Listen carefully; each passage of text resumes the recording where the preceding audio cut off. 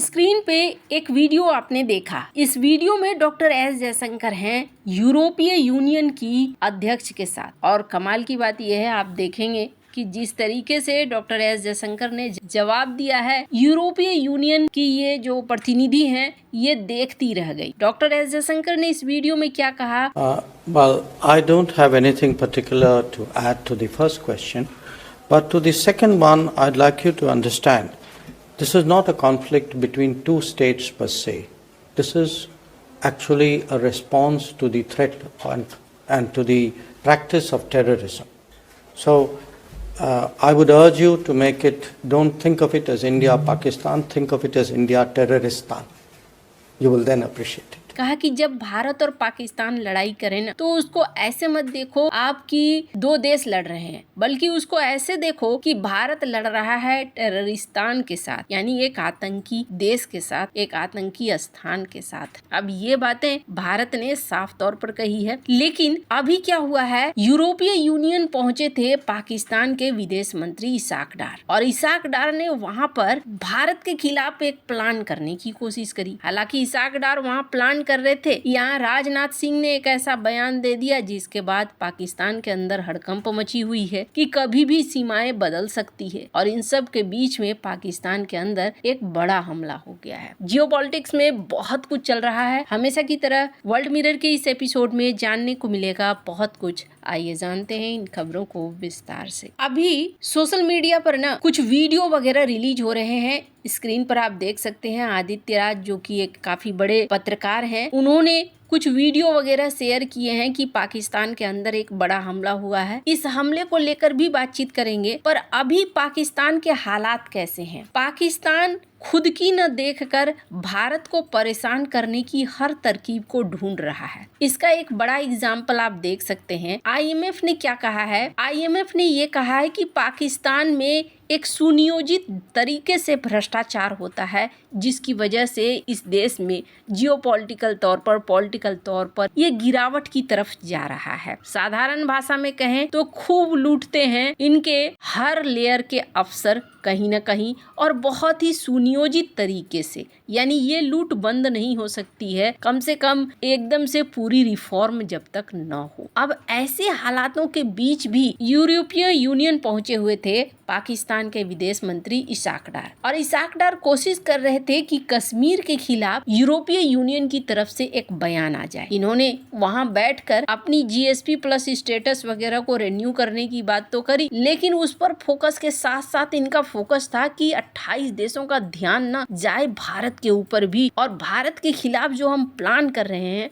वो सफल हो जाए। यहाँ इन्होंने कश्मीर की बात छेड़ी। अब आपके मन में ख्याल आएगा, अच्छा पाकिस्तान यूरोपीय यूनियन, ये क्या इतना अच्छा लगाव कैसे है? 7वें दौर का बैठक चल रहा था। आपको बता दूं, यूरोप हो या अमेरिका हो, हमेशा एक नक्शे कदम पर चलते रहे। क्या भारत को काउंटर बैलेंस करना है, हमें पाकिस्तान को इस तरीके से बचाए रखना है और इस तरीके से बना कर रखना है कि भारत काउंटर बैलेंस होता रहे, वरना भारत मनमाना करने लगेगा। अब इसका एक बड़ा उदाहरण देखिए, जीएसपी प्लस का स्टेटस दिया गया है पाकिस्तान को। इसका मतलब ये है कि पाकिस्तान अगर अपनी चीजों को यूरोप में बेचता है तो वो सस्ते दरों पर बिकते हैं। भारत कई बार जीआई टैग को लेकर खास तौर पर बासमती चावल के लिए जाता है यूरोप के पास, और यूरोपीय यूनियन की तरफ से रिजेक्ट कर दिया जाता है। खैर वो एक अलग मुद्दा है, काफी लंबा वीडियो हो जाएगा। पर यूरोपीय यूनियन का खास थोड़ा सा वरद हस्त है पाकिस्तान के ऊपर। हालांकि इस बार इन्होंने परहेज करा, इन्होंने खुलकर कुछ भी नहीं कहा, सीधे सीधे कहा कि तुम दोनों के बीच का मामला है और धीरज से, शांति से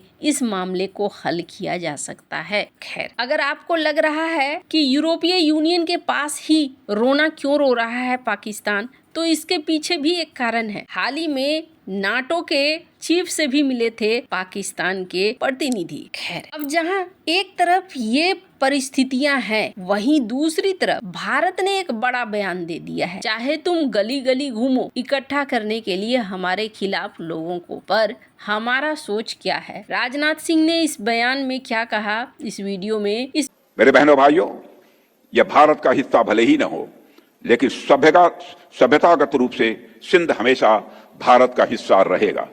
और जहां तक जमीन की बात है, तो बॉर्डर्स तो बदल सकते हैं, क्या पता कल को सिंध भारत में फिर से वापस। और मैं यहां पर आदरणीय लाल कृष्ण आडवाणी जी का भी जिक्र करना चाहता हूं। हमारे नेता थे, आज हैं। आडवाणी जी ने अपनी एक पुस्तक में लिखा है कि सिंधी हिंदू और विशेषकर उनकी पीढ़ी के लोग अभी भी भारत से सिंध को अलग करने की बात को स्वीकार नहीं कर पाए हैं। न केवल सिंध में बल्कि पूरे भारत में हिंदू सिंधु नदी को पवित्र मानते थे।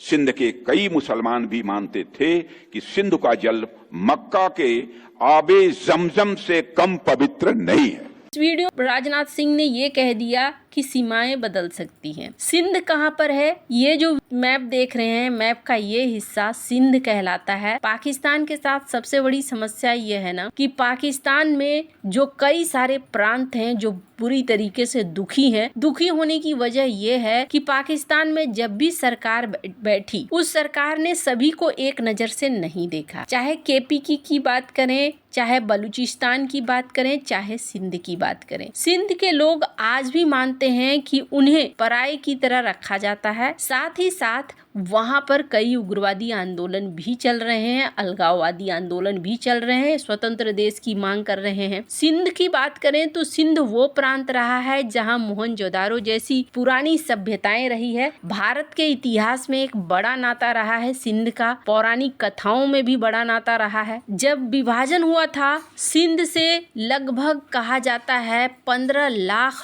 हिंदू भारत आए थे और उन्हें उल्लासनगर मुंबई में एक जगह दी गई थी शरणार्थी की तरह। ये बड़े ही प्यारे लोग थे। इन्होंने मेहनत करी और मेहनत करके जो साम्राज्य उन्होंने वहाँ खोया था, उनमें से अधिकतर ने भारत के अंदर अपना साम्राज्य बनाया। उसी सिंध की बात हो रही है। अब भारत के मन में क्या है ये किसी को नहीं पता, लेकिन जो भाषाएं निकल रही है उस भाषा से एक चीज समझ में आ रहा है कि भारत कुछ बड़ा प्लान कर रहा है और इसको लेकर पाकिस्तान अंदर खाने डरा हुआ भी है। स्क्रीन पर एक लेटर देखिए, जिस लेटर में लंबी चौड़ी बातें लिखी गई। आपने ऐसा क्यों कह दिया? आप पहले अपना ध्यान दो, पूर्वोत्तर की तरफ ध्यान दो, आप कश्मीर में ध्यान दो, लोगों के साथ आप क्या कर रहे हो। इन्होंने अपनी झल्लाहट निकाली। लेकिन जहाँ एक तरफ ये सारी चीजें हो रही हैं, वहीं दूसरी तरफ पाकिस्तान के अंदर एक बड़ा हमला हुआ है। इस हमले की कुछ वीडियो सोशल मीडिया पर सर्कुलेट हो रहे हैं, जिसमें कहा जा रहा है कि इस बार जो हमला हुआ है खास तौर पर सेना की छावनी में हमला हुआ है, एक हेडक्वार्टर पर, जहां पर कथित तौर पर हथियार बंद तरीके से लोग घुस आए हैं। ये जो वीडियो देख रहे हैं ये वीडियो वहीं के हैं। फिलहाल के लिए इसकी निंदा की गई है। कहा जा रहा है कि अभी लड़ाई चल ही रही है। अब इस लड़ाई का आउटपुट जो आता है वो बताएगा कि कौन सफल रहा। लेकिन हाँ, एक चीज जरूर है, इस पूरे सीन से ये जरूर दिखने लगा है कि पाकिस्तान अस्थिर है काफी लंबे समय से और आज भी वही सीन चल रहा है। आपको क्या लगता है इन सब मामले में? आपकी क्या राय है? कमेंट कर जरूर बताएं। जल्द मिलते हैं अगले वीडियो में नई खबर के साथ।